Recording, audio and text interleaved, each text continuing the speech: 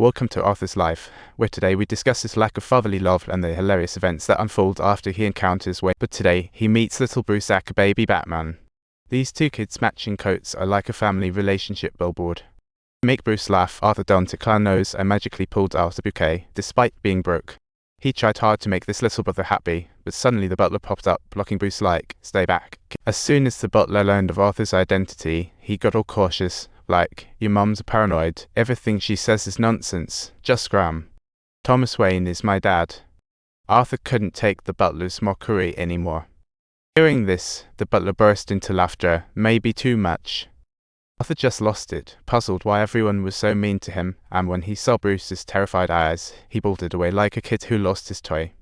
But more hits kept coming. Arthur returned home to find his mother being loaded onto an ambulance, and his heart. Her condition was clearly getting worse, and time was running out. Though the hits were suffocating for Arthur, thankfully, his girlfriend Sophie was always there by his side like a little. One day, Arthur was watching Murray's talk show in the hospital, and got suddenly drawn into the madness of the show. However, the content of the video that Murray played was not a praise for him, rather, it mercilessly mocked his performance, instantly leaving Arthur's face with a blend of confusion and coldness.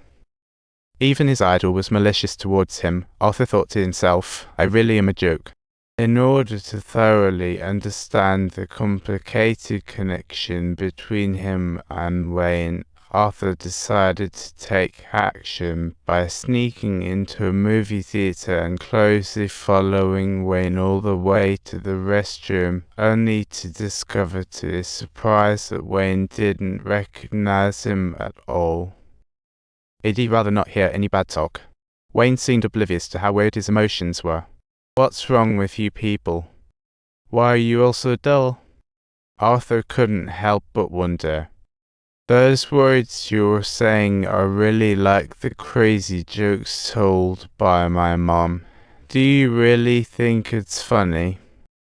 "Dad, it's me. Have you met my son?" "Dad, it's me," Arthur exclaimed in excitement upon meeting his biological father for the first time, but he received a punch instead, leaving him stunned, tears and blood spreading. Arthur was truly a poor soul at the bottom. As the clown, he struggled to make a living, often bursting into laughter due to his disorder, called happy. But only Arthur knew he wasn't truly happy. His lowly status and bizarre condition really tugged at the heart. People bullied him, friends betrayed him, his boss exploited him, and even his idol mocked him on TV. It was heartbreaking. He wrote in his diary, "I just wish my death could be more meaningful than my life." His life seemed filled only with despair. Until one day, he stumbled upon a secret. His unseen father was actually his mother's former employer. The wealthy Thomas Wayne reignited his hope for life, prompting him to seek out the man, only to have Wayne deny everything. Wayne even claimed he was the son of a mentally ill woman. Arthur, excited, insisted he wasn't after money. Overcome with emotion, Arthur suddenly burst into laughter, rolling on the floor. "Ha ha. Do you find the story funny, Dad?" "Dad, it's me." Upon returning home, Arthur opened up the fridge as if preparing for a grand party. Maybe the cold fridge felt warmer than this world. Arthur started his quest for the truth. Next day, he went to state hospital for his mother's medical history, and after some effort, the truth emerged. It turned out that his mother not only suffered from severe delusions, but also that he himself wasn't even her biological child. What's more, she ignored her boyfriend's repeated abuse of him when he was a child. Absolutely shocking, isn't it? At that moment, Arthur realized why his mum named him Happy. Those decades of torment actually came from her.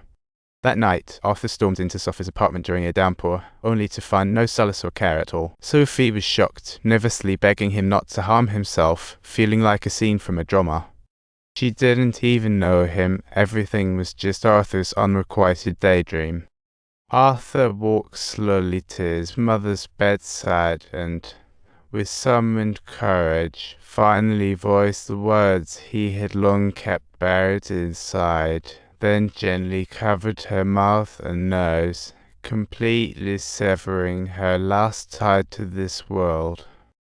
In that warm spot by the window, kind-hearted Arthur was gone.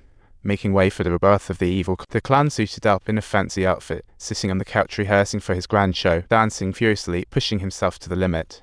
Dyeing his hair green and painting his face white, he aimed to fully transform into a clown. Just then, he accidentally found an old photo of his mother when she was young, looking stunning and poised. The handwriting on the back of the photo was rough, clearly not from his mother. Arthur suddenly recalled those details from the medical record. At that moment, the clown felt dazed, truly unable to distinguish reality from illusion. Just then, the doorbell allegedly rang. It was his former colleague, the little guy, offering condolences for his mother's passing. Meanwhile, the fat guy just showed up to distance himself from the subway murder, saying, "I want to know what you just said." Upon seeing the fat guy, the clown gave a cool smile. "You're exactly the hero in my eyes." Once a lamb, he couldn't afford gentleness now. After the fat guy, he approached the little guy. "Are you my most beloved little fish?" Then he opened the door to let him go, and the fastest escape began. As the elevator closed slowly, the clown was about to perform the craziest dance in film history atop the heavenly stairs. With the name of an Oscar-winning actor, he was ready to show his style.